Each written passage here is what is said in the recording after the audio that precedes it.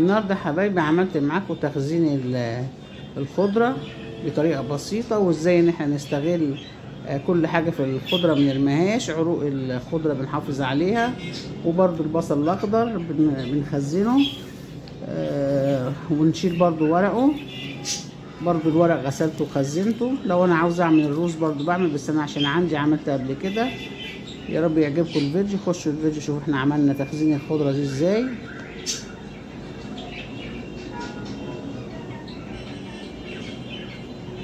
كده زي ما انتم شايفين يا حبايبي، انا حطيت البصل قطعته رفيع، الورق البصل الاخضر، وشلته في الكيس. وبرضو العناقيد بتاعت الخضره قطعتها برضو وشلتها برضو في كيس. وهنا انا غسله طبعا بعد ما غسلتهم، هنا غسلت الخضره وخرجتها وصفيتها في المصفى، وهبدا احطها في العلبه زي ما قلت لكم. هعملها في العلبه، مش هحطها في كيس. تحطيها في العلبه وتقفلي العلبه وتحطيها في الفريزر، هتقعد معاكي سنه. لو كميه طبعا كتير هتاخدي منها على قد ما هتاخدي بالمعلقه، تكسريها كده بالمعلقه او بالسكينه، ويبقى سهل قوي. بعد كده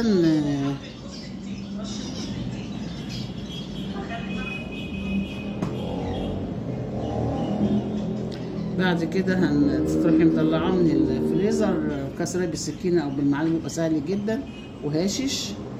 تاخدي بقى الكميه اللي انت هتاخديها، والباقي هتسيبيه في العلبه بسرعه كده وترجعيه الفريزر تاني.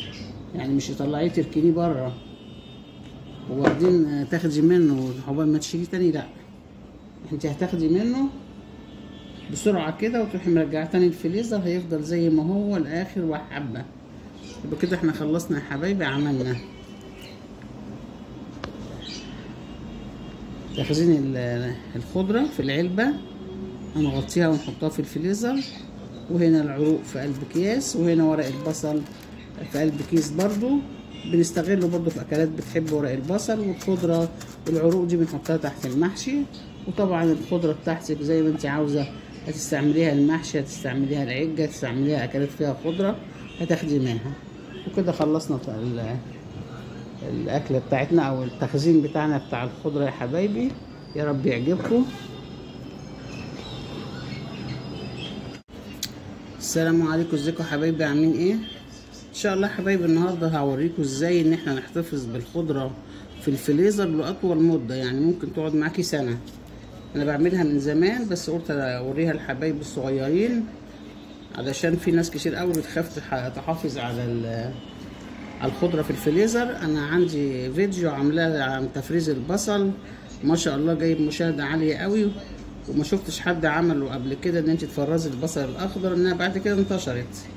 المهم يا حبايبي، احنا بنجيب طبعا كزبره، بنجيب شبت، بنجيب بقدونس. بنمسكهم الاول ننضفهم كده، نشوف قلبهم في حاجه صفرة، في حاجه معطنه، في اي حاجه، بنفرزه كده وبنخليه زي الفل زي ما انا عاملاه كده. وبعدين بقص العروق بتاعته. العروق اهي، عروق الكزبره على عروق الشبت على عروق البقدونس. طبعا الكزبره بيبقى ليها راس عامله زي السبانخ كده، بنخليها، بس بننضف ايه الحاجات السوداء اللي فيها. ليه انا بخلي العروق دي يا حبايبي؟ العروق دي بنحطها تحت المحشي، بتدي ريحه جميله جدا للمحشي، احسن من الطماطم والبصل. يبقى احنا كده روقنا الخضره، شلنا العروق الكبيره، شلنا الحاجات اللي مش كويسه فيها. جينا بقى عند البصل الاخضر، برضو هوريكم بالمره مع نفس الفيديو. جبت مثلا حزمه بصل اهي، انا عامله قبل كده عندي في الفريزر بس ما صورتوش الايام دي. ادي عاملاها على القناه الكبيره، مش القناه اللي انا هنزل عليها الفيديو ده. ادي البصل الاخضر، مسكته قصفته، شلت الورق كله. هل ارمي الورق؟ لا، ما ارميش الورق. الورق بتاعه اهو، الايام دي البصل حلو والورق حلو اخضر جميل اهو. ده الورق بتاعها اللي انا قصيته. همسكه بقى اغسله واقصقصه رفيع ونبدا نخزنه. والعروق زي ما قلت لكم هنغسلها وننشفها ونحطها برضو في كيس نحطها تحت المحشي. والخضره هغسلها وهقطعها وهوريكم بقى ازاي هنحافظ عليهم في الاخر.